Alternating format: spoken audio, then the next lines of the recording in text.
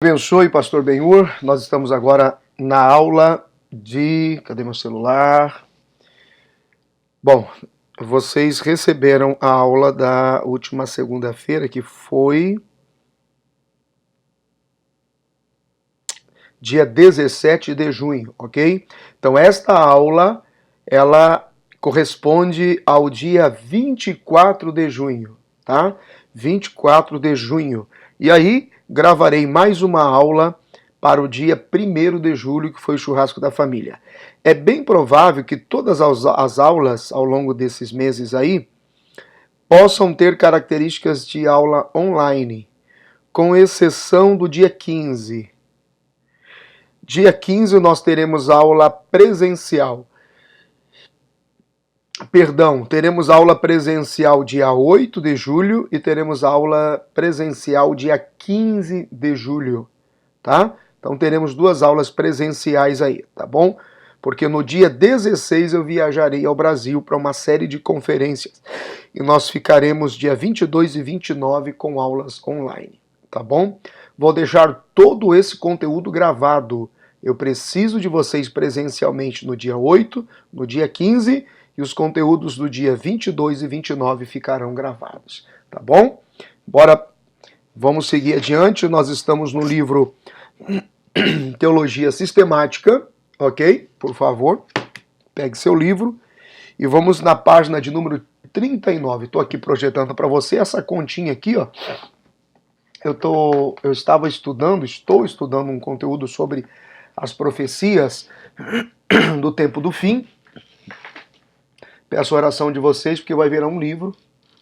Então, por acaso, eu acabei na hora fazendo uma conta rápida aqui, e então acabou vazando no meu livro. Mas desconsiderem isso aqui, tá? Bom, página de número 39, capítulo 3, tá? Nós estamos encerrando a unidade 1, Deus Trino. E aqui nós vamos tratar um pouquinho sobre a Trindade e a Divindade, conceito doutrinariamente aqui no livro defendido como Trindade. A minha formação em bacharel em teologia é em divindade. Você vai entender, vou te ajudar a entender o porquê, tá bom? Qual que é a diferença desses dois conceitos aqui?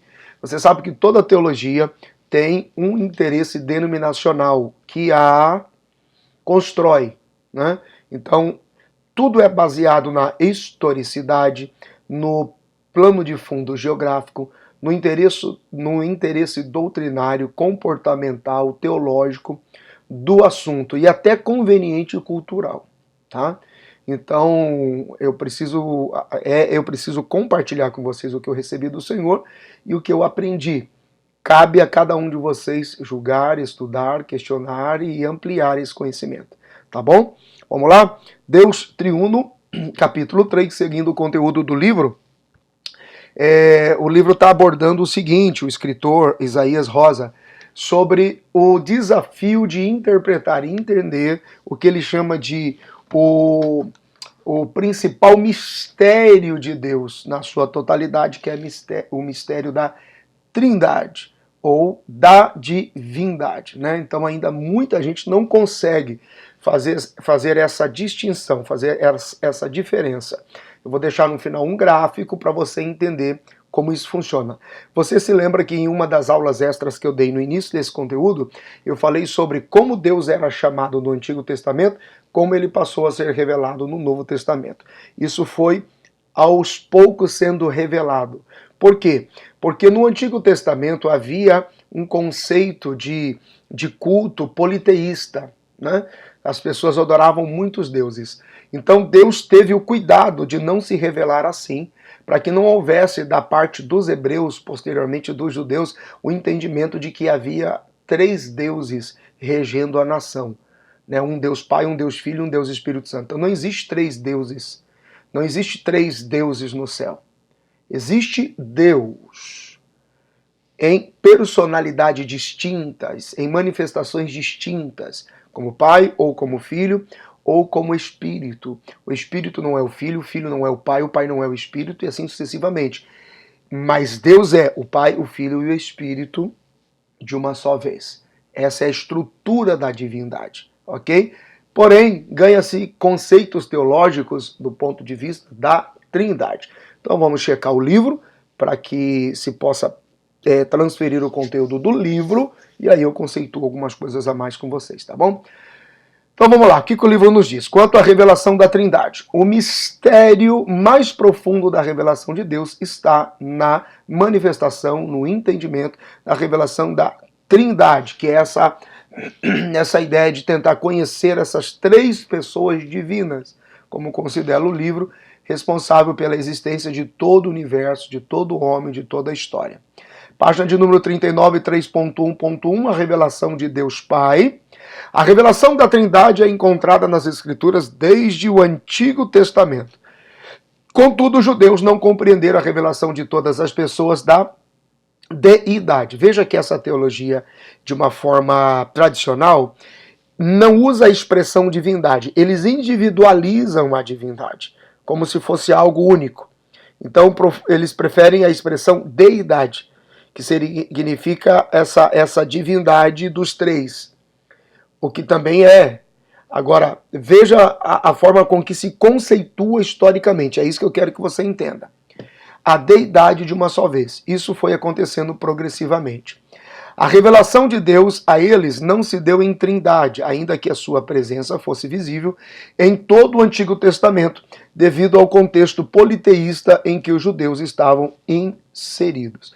Então, Deus tem um cuidado ético ali, e eu acho interessante isso, de não se manifestar de forma conceitual, direta, como o Pai, o Filho e o Espírito, para que não se motivasse a cultura da crença e do culto politeísta daqueles dias, tá? Um pouquinho mais adiante, na página de número 40, por favor. Se Deus tivesse se revelado em trindade, os judeus assimilariam a ideia de triteísta, ou de três deuses, e comprometeriam a revelação. Dessa maneira, Deus Pai se revelou como Deus único, todo-poderoso, que está acima de qualquer outra divindade, Êxodo 21 a 3, e que não tinha rival nenhum. Êxodo capítulo 18, versículo 11. Essa é a natureza de Deus. Quanto à revelação do Filho, Deus preparou o mundo para a chegada do Messias. Todas as coisas vão construindo esse ambiente, essa atmosfera. E durante milênios o povo judeu foi ensinado e educado por meio das escrituras sagradas a respeito da vinda do Messias, da manifestação do Messias. Então, o que o judeu esperava? O judeu esperava essa pessoa como líder político, como líder espiritual, enviado de Deus, que governaria o mundo a partir de Israel, que mudaria toda a ordem social e espiritual do mundo. A chegada desse Messias, ela era esperada como tempo de justiça, de paz, de libertação, de perdão, mas também de juízo sobre todos aqueles que de alguma forma negaram, desprezaram ou se comprometeram em relação à lei divina de Deus. Os profetas e líderes de Israel descreveram com riqueza de detalhes como seria essa manifestação, aonde ele nasceria. Eles acompanhavam, por isso que eles ficaram chocados quando de alguma forma eles perderam o controle dessa manifestação. Eles não sabiam precisar o momento exato do nascimento do Messias. A vinda do Messias era aguardada, não apenas como tempo de bênção, de prosperidade, mas também um tempo de juízo contra todos os malfeitores daquela época. João 3:36. Avançando um pouquinho mais na página 41, a gente tem o seguinte: identificar a Jesus como Messias, Deus, não era uma tarefa tão fácil para o povo de Israel. Assim você começa a entender a mentalidade deles. Pois, de acordo com a concepção judaica, o Messias seria um homem e não uma divindade, não um Deus manifestado. O Messias, filho de Deus, era algo totalmente novo para os judeus. Porque na mentalidade dos judeus eles eram monoteístas, ou seja, só havia um Deus, somente um Deus. Eles não conheciam outra divindade que não fosse Deus, Jeová, ou Jeová Deus, né? Quem procurasse igualar-se a Jeová era acusado de blasfêmia, apedrejado em praça pública. O evangelista, ele menciona, e isso é bastante interessante, especialmente como razão de oposição mortal, que foi essa razão o levante contra Jesus. Foi o fato de Jesus ter dito que Deus era o seu Pai e que ele se fazia igual ao Pai. Ele assumiu essa condição de divindade, declarando que quem olhasse para ele estaria vendo o próprio Deus, o Jeová Deus, porque eles eram iguais. João 10:30 diz, eu e o Pai somos um. E isso criou e causa até hoje um escândalo inaceitável no meio da comunidade dos judeus. Daí a dificuldade deles assimilarem isso, deles aceitarem isso. 3.1.3, a revelação do Espírito Santo agora, porque o Pai prepara a chegada do Filho, o Filho prepara a chegada do Espírito, que prepara novamente a chegada do Pai, a chegada do Filho, a chegada do Espírito. Um cobre o outro, eles interagem entre si. Um dá a cobertura para o outro. São personalidades e almas distintas que manifestam Deus. Todo-Poderoso. Ok? Os judeus que se tornaram cristãos mediante a revelação da segunda pessoa da deidade ou da divindade, a pessoa de Cristo, entenderam por meio de Jesus que havia uma terceira pessoa divina chamada Espírito Santo. Ela começa a ser entendida a partir de Atos dos Apóstolos, capítulo 1, versículo 5. E apesar de estar presente em todo o Antigo Testamento, a compreensão acerca do Espírito Santo pelos judeus era puramente mística e fenomênica. Então era apenas uma coisa muito inexplicável e de grande fenômeno, de grande misticidade. Não havia noção do Espírito Santo como sendo uma pessoa, uma manifestação da divindade, e muito menos como uma pessoa. Então coube a Jesus revelar aos discípulos que o Espírito Santo era uma pessoa e também uma divindade. Percebe? O próprio conceito da teologia em questão aqui do livro vai e vem em pontos que, se você não para, cria divergências naturais. Então olha só o que esse parágrafo diz aqui, ó, coube, tá vendo aqui, ó? Coube a Jesus revelar aos discípulos que o Espírito Santo era uma pessoa e também uma divindade, uma pessoa divina, quando declarou-lhes que não ficariam órfãos, porque ele enviaria o outro Consolador, do grego allos, quer dizer, da mesma espécie ou natureza, João 14,16. Então eu vou explicar no gráfico no final para você entender como isso realmente representa. Nós temos Deus Pai, que também se manifesta como Filho, que também se manifesta como Espírito. No Antigo Testamento, ele era conhecido como Ancião de Dias, o Verbo e o Santo. No Novo Testamento, a gente entende a função de Pai, Filho e Espírito Santo. O Pai não é o Filho não é o Espírito não é o Pai. Mas Deus é o Pai, o Filho e o Espírito Santo. Esse é o princípio da divindade, não é difícil entender. Página de número 42. As doutrinas errôneas acerca da Trindade. Então vamos lá, por volta do segundo século é que começou essas doutrinas. Quais são elas? O arianismo. O arianismo, doutrina desenvolvida por Ário, presbítero da igreja de Alexandria, no Egito, do terceiro século. Ele aceitava apenas o Pai como pessoa divina. Jesus ele era ensinado como uma criação de Deus e o Espírito Santo apenas como uma força ativa de Deus, que vinha de Deus, mas que não tinha personalidade. Ao longo do Antigo Testamento e do Novo em especial, você já percebe que ele estava completamente equivocado. Diz o livro aí que a heresia foi condenada no Concílio de Nicéia em 325 depois de Cristo. O que mais ainda quanto às doutrinas erradas acerca da Trindade? O gnosticismo. É uma heresia filosófica surgida entre o primeiro e o terceiro século da igreja. Ensinava que Deus era um ser não perfeito, que o homem jamais, ajustar minha luz aqui, que o homem jamais poderia ter contato com ele. Alegava que Jesus e o Espírito Santo eram espíritos angélicos que emanavam da divindade maior. Então, o gnosticismo tinha essa questão de dúvida. Tudo no gnosticismo era pôr em dúvida. Pode ser, mas pode não ser. Né? Falou, mas pode não ter falado. Viu, mas pode não ter visto. Mas também não pode não ser. Espere sempre algo diferente do que você imagina que é. Então, coisas do gnosticismo. Combatido muito pelos apóstolos no primeiro século, depois, posteriormente, pelos bispos da igreja. O que mais ainda que se levanta como doutrina errônea acerca da Trindade? O monarquianismo modalista.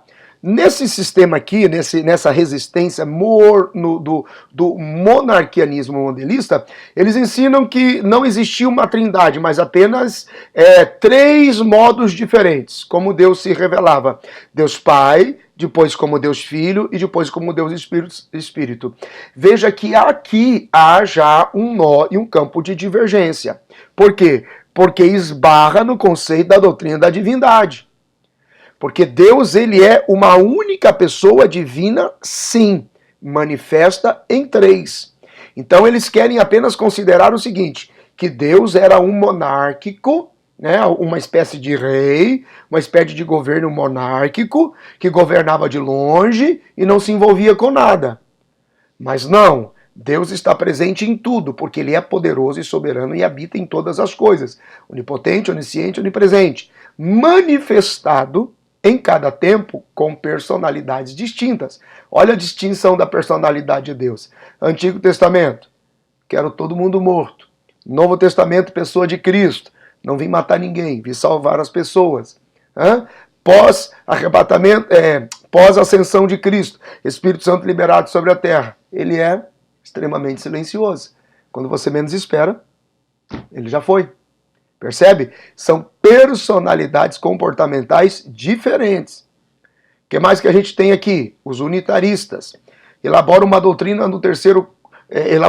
essa doutrina foi elaborada entre o terceiro e quarto século, que rejeitava a doutrina da Trindade. Ou seja, ensinavam que não havia três pessoas, mas sim uma única pessoa que era a mesma. O Pai e o Filho, no Pai, no Filho e no Espírito Santo. Então, veja como essa questão do unitarismo aqui, especificamente, olha como que o comentarista refuta. Presta atenção, você tem que ler e prestar atenção.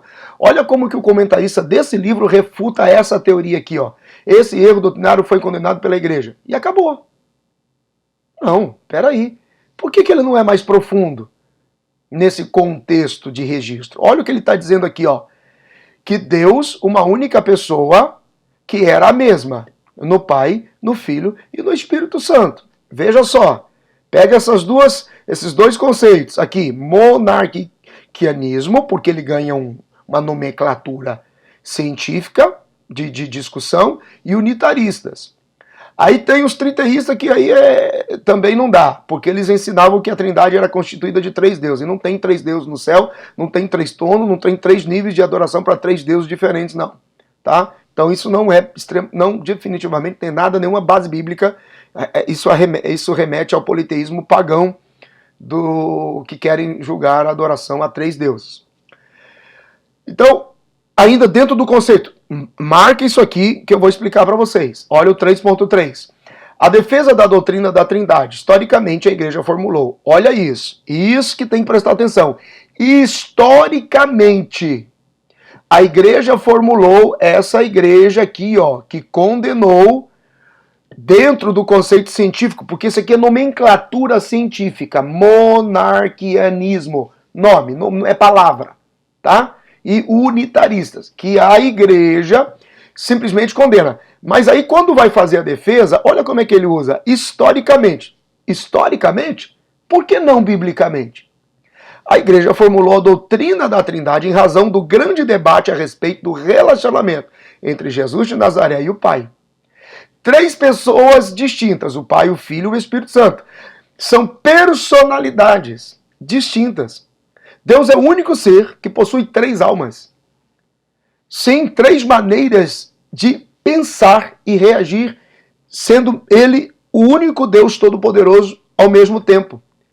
Então, ó, manifesta-se nas Escrituras como Deus, ao passo que a própria Bíblia sustenta com a tenacidade o Shema judaico, dizendo: ouve Israel, o Senhor nosso Deus é o único Senhor. É o único Senhor. Aí nós temos uma série de evidências bíblicas que vão falar sobre a doutrina da Trindade no Antigo e no Novo. E eu resumo tudo nesse quadro aqui, ó. Esse é o quadro de entendimento, não é difícil. Aqui está Deus. Ninguém nunca, jamais o criou. Ele é soberano, o único Deus, todo-poderoso. Ele é o ontem, o hoje, o amanhã e o eternamente. Ele é onipotente, onisciente, onipresente, criador de todas as coisas. Ele é Deus. No Antigo Testamento, ele foi conhecido, ele se manifestou como ancião de dias, ele se manifestou como santo e ele se manifestou como verbo.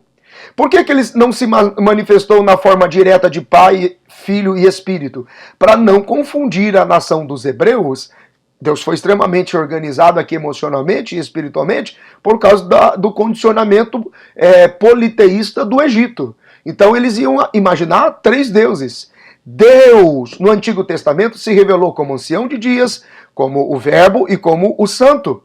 No Novo Testamento, agora o Filho manifesta ele, diz que ele é Pai. O Pai envia o Espírito Santo, que gera o Filho, que manifesta ele como Pai. Porém, o Filho não é o Pai não é o Filho. São 3 personalidades distintas. Essa é a estrutura da divindade. O Pai não é o Espírito Santo não é o Pai. O Espírito Santo não é o Filho não é o Espírito Santo. Porém, Deus é Pai, Deus é Espírito Santo e Deus é Filho, porque Deus é todo-poderoso e Ele é tudo o que há. Tudo o que há. Você está entendendo? Essa é a definição bíblica mais coerente.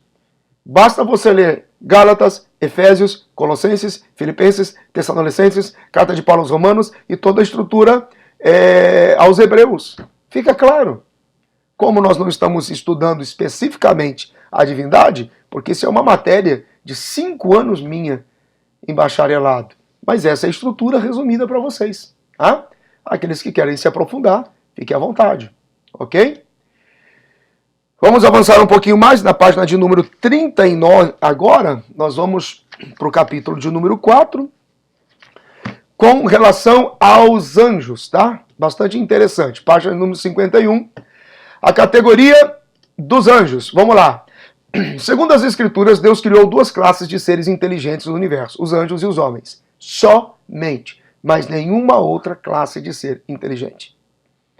A classe dos anjos é de natureza superior à dos homens. Hebreus, capítulo 2, versículos 6 e 7. São espíritos, capítulo 1, versículo 14 de Hebreus, e exercem uma série de atividades sobre as ordens de Deus.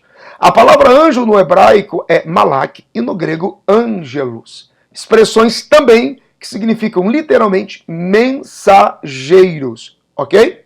Eles se manifestam e se revelam a muitos profetas no Antigo Testamento. Anjos recebem ordem de Deus. Servem, sim, aqueles que hão de herdar a salvação. Mas não adianta ficar rezando. Santo anjo do Senhor, meu zeloso guardador, só a ti confiarei, me guarde, me rege, me ilumine, amém. Rapaz, eu lembro disso aí. Então tira isso aí. Não tem clamor, oração e anjo não fica servindo. Entendeu? Vem aqui Miguel agora, não vai vir. Anjo só obedece a Deus. Ok? Por propósito de... Você pode até orar em nome de Jesus. Pai, em nome de Jesus, envia teus anjos. Mas clamar, não. Biblicamente, não. Sendo alguns estudiosos, o termo anjo literalmente sugere a ideia de ofício. Então, na verdade, aqui, para os estudiosos sistemáticos, a palavra anjo não tem a ver com a sua pessoa, mas sim com o seu ofício, de servir a Deus em todo o tempo e aqueles que hão de herdar a salvação. Ainda um pouquinho mais, a palavra anjo, usada para designar os seres celestiais portadores de mensagens divinas, passou a ser usada também para denominar todos os seres superiores aos homens, subordinados ao Criador, que habitam as regiões celestiais. Ainda, nas regiões celestiais, os anjos podem exercer atividade como guerreiros, Hebreus 1 e 14, adoradores, Isaías 6 e 3, executadores de juízo e protetores. Tá? Anjos não se sujeitam à ordem de nenhum outro ser e nem mesmo se comunicam com alguém por iniciativa própria. A Bíblia declara que eles trabalham em favor dos salvos, Hebreus 1 e 14. Espíritos ministradores enviados para servir a favor daqueles que hão de herdar a salvação. Então esse negócio de ficar chamando o anjo para cercar, não. Você não ora a anjo, você ora a Deus. Tá? 4.2, quanto à criação dos anjos. Os anjos foram criados por Deus, Colossenses 1 e 16, veja o que a Bíblia diz. Porque nele foram criadas todas as coisas que há nos céus e na terra, visíveis e invisíveis, sejam tronos, sejam dominações, sejam principados, sejam potestades, tudo foi criado por ele e para ele. obra das mãos de Deus. Ele é o que fez todas as coisas. O livro de Neemias, capítulo 9, versículo 6, ele diz: Tu és, Senhor, aquele que fez o céu dos céus e todo o seu exército. Então tudo foi criado, perdão, pela mão de Deus. Há apenas a descrição detalhada de um único anjo no livro de Ezequiel, chamado de querubim ungido. Esse anjo que mais tarde se tornará um diabo por sua livre vontade, porque anjo tem sim vontade própria e livre-arbítrio. Ele ocupou uma posição privilegiada em relação às outras criaturas de Deus. E a gente lê sobre essa queda em Ezequiel 28, 12 a 14. Não é especificamente sobre Lúcifer, mas está considerando aqui porque é uma teologia sistemática de forma geral. Se formos discutir isso aqui, dias e dias de aula. Mas para os que desejam estudar, tá aí o conteúdo, e a gente falou muita coisa no princípio nas aulas extras. Sempre que tiver um tempo melhor, eu vou passando mais coisas para vocês. Os anjos, pelo fato de serem criaturas de Deus, não são eternos nem possuem atributos como onipresença, onisciência ou onipotência. Não devem ser adorados ou cultuados. Esse direito pertence apenas ao Criador. Tá? Muitas dessas criaturas são representadas como sendo do sexo masculino e possuidoras de asas. Sempre imaginam um anjo como sendo do sexo masculino e aquelas asas enormes, ok? As escrituras, porém, ensinam que os anjos são seres assexuados, não têm sexo. Tá? Mateus capítulo 22, versículo 30. As asas aparecem nas visões dos profetas como significado simbólico, por vezes indicando proteção, como no caso da Arca da Aliança, ou que querem sugerir a velocidade para a resposta de oração, como no caso de Daniel, ou ainda como reverência na visão de Isaías. Nós nunca devemos esquecer que aquilo que está descrito na Bíblia é até onde a capacidade limitada da mente do homem conseguiu ver na visão e descrever. Porém, pode ser muito mais diferente, muito mais glorioso, muito mais incrível do que a gente do que possamos imaginar. Ok? Por isso a observação que eu faço aqui. Página 53. Assim como os anjos não se casam e não se dão em casamento, os homens também não terão essa preocupação na eternidade, porque teremos uma outra atividade, uma outra manifestação. Mateus 22 e 30. 4.3, ainda com relação aos anjos, a natureza. Os anjos são seres reais, mas nem sempre visíveis. Hebreus 12, 22. Embora Deus ocasionalmente lhes conceda visibilidade, são espíritos incorpóreos, isto é, não possuem corpo físico como o nosso. Ok? Nos tempos bíblicos, seres humanos experimentavam às vezes os efeitos da presença de um anjo. Lembre-se, porque eu vi um anjo, parecia um homem, com rosto, com mão, com pé, com asa e tal. Por quê? Porque a nossa mente limitada já assimilou isso por pinturas, por gravuras, por coisas que nos foram passadas de anos a anos, por mídias religiosas, por livretros. Alguém desenhou, pintou, tentou trazer humanidade à divindade, então está cravado ou gravado no nosso subconsciente, certo? Mas é até onde a nossa mente humana limitada consegue chegar, tá? Não se deve orar a anjos, pedido nenhum, tá? Por sua natureza de servo, não devem ser servidos, então não se faz oferenda a anjos, tá? Deus os envia como agentes para ajudar os seres humanos, especialmente os que são fiéis. Anote essas duas referências aí, ó. Êxodo 14, 19, Hebreus 13 e 2. Tá? Os anjos sabem muitas coisas, todavia não sabem tudo. O discernimento que possuem lhes foi concedido por Deus, sendo assim não é inato, nem infinito. Sua sabedoria pode ser vasta, sim, segundo Samuel 14, 20. Ainda assim, o seu conhecimento ou o conhecimento deles são limitados, porque eles estão sujeitos a tudo que é liberado de Deus para entendimento e capacidade deles. Bom, lá na página de número 54, os anjos foram dotados de livre-arbítrio. A desobediência de uma parte deles, narrada nas Escrituras, evidencia que foi-lhes permitido fazer escolhas. Tá? Avançando um pouquinho mais, 4.4, ainda na página 54, A quantidade dos anjos. As escrituras sagradas não revelam a quantidade exata de anjos criados por Deus, porém algumas passagens bíblicas mostram que são extremamente numerosos. Algumas passagens bíblicas mostram até como miríades, milhares de milhares, legiões, multidões dos exércitos celestiais, tá? Próximo ali, parágrafo aqui, ó. Jesus, ao ser preso, foi defendido por Pedro, que lançando a mão de uma espada cortou a orelha do servo do sumo sacerdote. Jesus o repreendeu imediatamente, dizendo: ou pensas tu que eu não poderia agora orar ao Pai, e ele não mandaria mais de 12 legiões de anjos para me guardar? Mateus 26 e 53. Forte, né? Então, é uma multidão, todos criados por Deus. Quanto à hierarquia angelical, os anjos são extremamente organizados, existe uma hierarquia. Como se organizam os anjos? Anjos, arcanjos, querubins, serafins, em posições de potestades, principados, hostes, tronos e dominações. Ok? Para quem tem curiosidade, pode se aprofundar. Vamos agora ver essa hierarquia.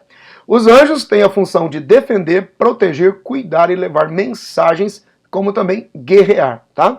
Gabriel é o único anjo mencionado na Bíblia, o seu nome aparece, e a sua tarefa sempre foi como um mensageiro. É ele quem fala com Daniel, foi ele quem falou com Zacarias, foi ele quem falou com Maria. 4.5.2, já os arcanjos são chefes, são como líderes, como comandantes dos anjos. Tá? E a Bíblia faz referência a eles no plural, então, com certeza, há muitos. Contudo, cita pelo menos o nome de um, o nome de Miguel. Tá? Existem registros no livro de Tobias, que é o livro apócrifo, que apresenta o nome de Rafael, por exemplo, sendo também como um arcanjo das fontes de regiões celestiais, tá? Muitas fontes de religiões creem, como, por exemplo, o Alcorão também, o livro oficial do islamismo, menciona o nome de Gabriel como um arcanjo, tá? Mas não há respaldo bíblico, né? Bíblico Alcorão bíblico. Miguel é chamado também de o príncipe de Israel, em Daniel 10 e 13, e ele tem autoridade de liderar grandes batalhas. Quem conhece a história de Daniel sabe do que se trata. Página 55, 4.5.3, os querubins, segundo os originais da palavra, significa aquele que cobre, né? Aquele que guarda. Então, os querubins, por exemplo, aparecem na porta do Jardim do Éden, em cima da Arca da Aliança, nas cortinas do tabernáculo, na visão de Ezequiel, e eles estão perante o trono de Deus. Há um registro muito forte em Apocalipse, capítulo 4, versículo 6. O único querubim citado na Bíblia que traz o seu nome, chama a existência, o seu nome é Lúcifer, né? Que tem a transliteração, Ezequiel 28, 12 a 17, como a estrela da alva. Essa era uma espécie, ele era uma espécie de um querubim-chefe, com responsabilidade sobre todos os anjos, né? Não há registro em nenhuma parte da Bíblia que aponte Lúcifer como tendo sido um suposto regente de coral. Ele não estava regendo coral nenhum, mas ele tinha sim uma responsabilidade. Agora, o que pode ser associativo é o fato de que ele tinha autoridade sobre aqueles que eram responsáveis para a manifestação do louvor, no caso, serafins, tá? Ok? Ele é chamado, sim, de querubim da guarda. Aí os serafins, que está lá embaixo, 4.5.4, significa ardentes, ou aqueles que são de fogo, são ministros de louvor e de adoração. Eles cuidam do aspecto da reverência, da santidade, da pureza, do culto de Deus, né? O livro do profeta Isaías já começa com essa revelação assim poderosa. Temos os principados, agora potestades e tronos, que é as ocupações. Então, principados são anjos que possuem autoridade sobre nações. Miguel é mencionado como aquele que ocupa a posição e luta em favor de Israel. Já está lá, sobre aquela nação. A Bíblia demonstra que os anjos das trevas ocupam posições semelhantes, porque mesmo depois da queda, eles ainda estão organizados. E deixa claro que alguns anjos que ocupavam essa posição por ocasião da rebelião angelical abandonaram as suas posições e são mantidos presos em cadeias no abismo. Então nós temos uma diferença aqui que já já a gente vai ver lá na frente. Os anjos presos em cadeias e os demônios que divagam, né?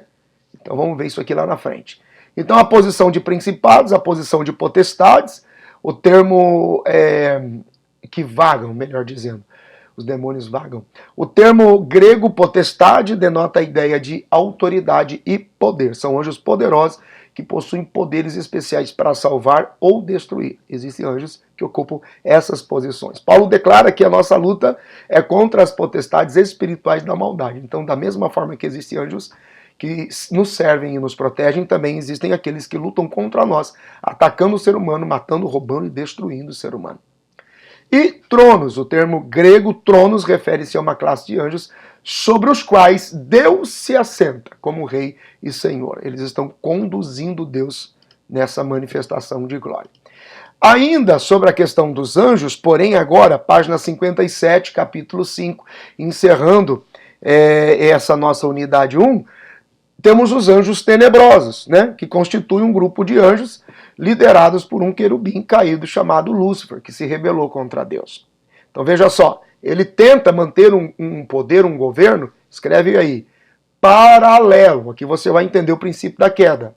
Olha lá, 5.1. A rebelião e a queda dos anjos são fatos registrados nas Escrituras e têm o propósito de nos ensinar que nenhuma criatura é perfeita. Por isso que você vê muito disso aí, gente que trai e se torna desleal o tempo todo. Um anjo diferente, com relação a Lúcifer, do nome Elel, ou Eósforos, que também é traduzido por estrela da alva. Tá? Na Vulgata Latina, de Jerônimo, significa aquele que brilha. Livro do profeta Isaías, capítulo 14, versículo 12.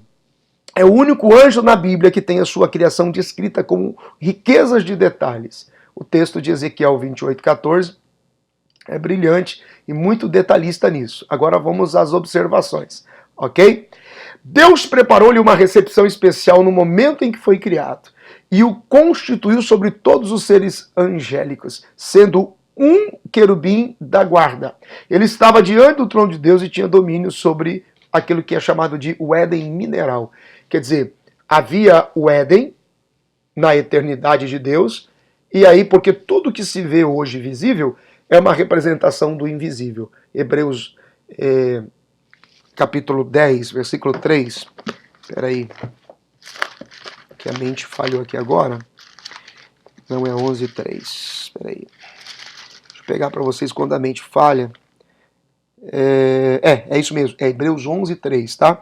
Pela fé entendemos que os mundos pela palavra de Deus foram criados, de maneira que aquilo que se vê não foi feito do que é aparente. É aqui que eu me detenho sempre quando eu digo a mente limitada. Aquilo que se vê não é feito do que é aparente. Então a pessoa teve a visão do aparente, descreveu, mas não necessariamente é exatamente isso. Você está entendendo? Então veja só, esse Éden mineral, esse Éden em um ambiente sobrenatural, depois manifesta-se nesse Éden que foi preparado para habitar o homem. Tá? Ali esse Lúcifer habitava e ali ele brilhava. No 5.1.2 tem a corrupção dele. A Bíblia revela que Lúcifer era perfeito em todos os seus caminhos, desde o dia em que fora criado, até o momento em que sua natureza foi corrompida. Então o que levou ele a se corromper? O que aconteceu com Lúcifer e a sua natureza? Foi o orgulho. E ele não queria simplesmente se igualar a Deus, ele queria subir acima de Deus. Ele queria estabelecer o seu trono acima das estrelas, acima das nuvens. E ele achava que isso o faria ser semelhante, porque quando ele conheceu o que ele era, tá? É aqui que começa o princípio da rebelião. Quando você reconhece o que você é, com a grandeza, com a relativa grandeza que você tem, começa a disputa pela superioridade, certo? Então veja só, só que Lúcifer, se ele tentasse ser igual a Deus, seria atribuir a Deus o limite, entendeu? O limite máximo, não tem para onde ir, é só ser igual a ele mesmo. É por isso que ser igual ao líder é princípio discipular. Esse é o resultado final, é que você se torne semelhante ao seu discipulador, ser igual a ele.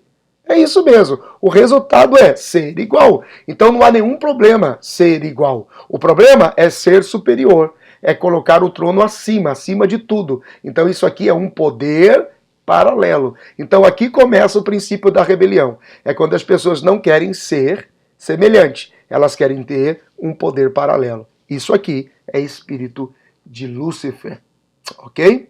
Pegou aí? Vamos lá, página de número 58. A rebelião dos anjos. Lúcifer, uma vez corrompido, aliciou todas as classes de anjos possíveis de anjos a se levantar contra Deus em uma rebelião declarada, ok? Agora veja só, a observação que eu fiz ali eu já vou explicar. Um grupo que se rebelou foi expulso do céu, tá? A base que se tem para isso, que se pode ter para isso, Apocalipse 12:9, eu já falei sobre isso. Os anjos expulsos ficaram vagando nos ares, liderados por Lúcifer. Paulo declara que esses espíritos malignos estão organizados em potestades, principados, príncipes das trevas e hostes espirituais da maldade que habitam nos ares. É por isso que nós somos a luz do mundo. E você precisa ser a luz do mundo, porque todas as pessoas que morrem vão em direção ao céu. Porém, aquele que não tem luz, porque os anjos que estão em principados de trevas e hostes espirituais de maldade habitam em trevas. Quem não tem luz permanece nessas trevas envolto por demônios. E ali esperam a abertura do inferno e já estão em tormento. Mas quem tem luz passa direto por essa camada de demônios e descansa no paraíso de Deus, ok? Esse é o esquema aqui. Vós sois a luz do mundo. Então, o mundo jaz no maligno. As potestades e as hostes espirituais da maldade habitam em trevas. Se você tem luz, você passa por ela. Se você não tem, é detido por ela e ali fica no tormento, até que todo mundo é lançado no inferno junto com o diabo. É isso que Paulo nos explica aqui. 5.1.4, uma queda controvertida, a gente já pode ir lá para o 5.1.4.1, o caos do universo. Aqui é aquela teoria do princípio em que se sustenta o fato de que quando Satanás foi derrubado, quando Lúcifer foi derrubado, ele criou um caos na Terra. Bum! Por isso que Deus precisou refazer a Terra. E isso é a mesma coisa que tentar sustentar a teoria do Big Bang. Então não houve caos nenhum. Significa que Deus não perdeu o controle de nada. Tudo estava organizado desde antes da fundação de tudo, na mente de Deus, na imaginação profética sobrenatural, na fé. Porque a fé é aquilo que você... A fé é o firme fundamento das coisas que você não está vendo, não está tocando agora, mas sabe que elas estão ali. Desde o princípio, Deus se baseia pela capacidade de crer, de acreditar. Então Deus não está perdendo o controle de nada aqui. Já falamos nas aulas extras. 5.1.4.2, o lugar de Lúcifer e de seus demônios. No imaginário popular, Lúcifer, ao ser expulso do céu, desceu no centro da terra e instituiu ali um reino paralelo, que eles chamam de inferno, né?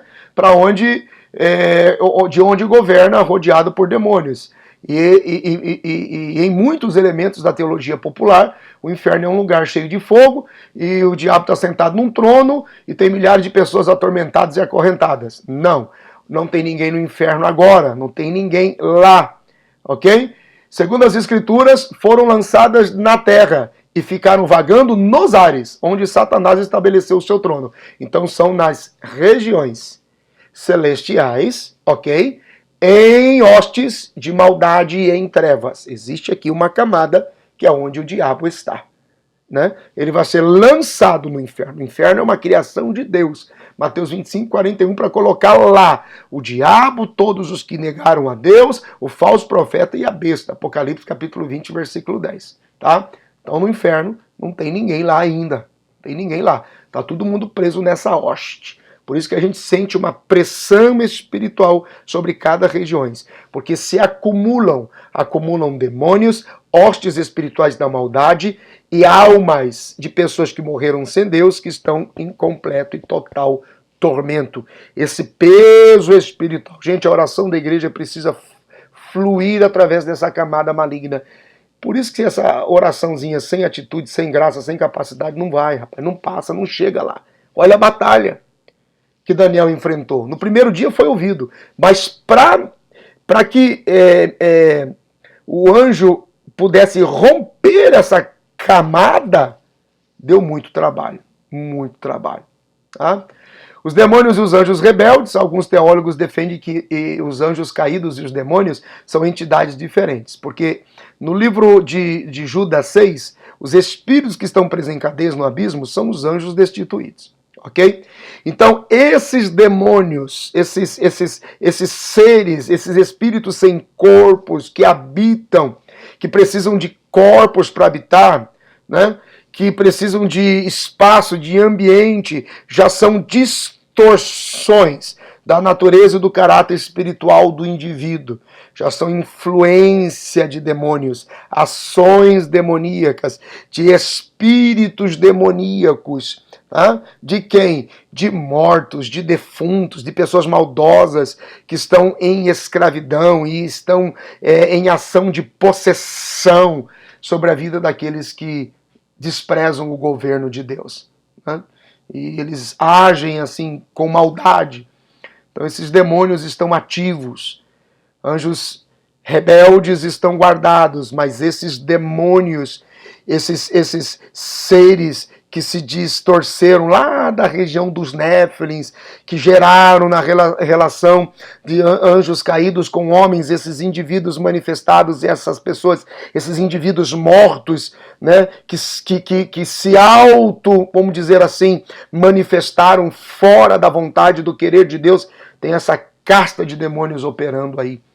Essas castas de demônios estão ativas sobre o corpo de pessoas que não aceitaram a Jesus, que são casa e morada de demônios. A possibilidade do retorno de Lúcifer ao céu depois de ser expulso. Página 59. Impossível. Aí vem, mas como que ele pode estar presente, ouvindo, atendendo, entendendo, tendo acesso? Perceba que Deus é soberano e Ele é Senhor de todo o universo, e o diabo faz parte desse universo. E de alguma forma o diabo detém algumas características do ambiente da onde ele foi criado. E ele sabe sim como a mente de Deus funciona, ele sabe como a mente de Deus trabalha. Segundo a narrativa de João, de Apocalipse 12:7, ele até tentou retornar para lá, mas foi impedido. Com a queda e com a descaracterização, Lúcifer recebe alguns nomes aqui, ó, que é o caráter pós-queda de Lúcifer. Diabo, que vem do termo grego diabolos, aquele que divide, aquele que semeia contenda, aquele que acusa, calunia e engana. Satanás, do hebraico Satã, que é oniponente, ou oponente, perdão, ou acusador. Apolion, que é destruidor. Serpente, aquele que é astuto e provoca falsidade e mentira. Beuzebu, ou Beelzebu, que é o deus do estrume, o deus das fezes, o deus das moscas, o deus da miséria, o deus da sujeira, o senhor da impiedade. Tá? Ele também tem o nome de maligno, que fala que é aquele que tem um caráter mau sem misericórdia. Lúcifer também recebeu o nome de dragão, que tem a ver com o sedutor ou enganador. Ele também na Bíblia é chamado de pai da mentira, príncipe deste mundo, Leviatã, inimigo, Deus deste século, enganador, e não há possibilidade de redenção para ele, porque aquilo que acontece em ambiente espiritual permanece por toda a eternidade. O destino dele é o inferno, onde o fogo não se apaga e o bicho não morre. E, começando a concluir então, 5.3, a natureza e a atividade de demônios. Os demônios são espíritos malignos e inteligentes que trabalham a serviço de Satanás. São organizados em potestades, principados, príncipes das trevas, ok? Vamos lá. Celestiais, Apocalipse 12:9. Durante o reinado milenial de Cristo na terra, o diabo estará preso no abismo. Após o milênio, será solto por pouco tempo e finalmente será lançado para dentro do lago de fogo e enxofre, onde juntamente com os seus seguidores sofrerá tormento. E assim, em tormento, sofrerá para sempre. Amém, minha gente? Bom, para aqueles que desejam se aprofundar, fique à vontade. Estamos aqui seguindo o nosso conteúdo. Lembrando que as aulas pela live são aulas estrategicamente mais práticas e dinâmicas, mas sempre que nós nos reunimos presencialmente, eu trago os conteúdos extras que vocês podem levar e assim acrescentar muito o conhecimento de vocês, tá bom?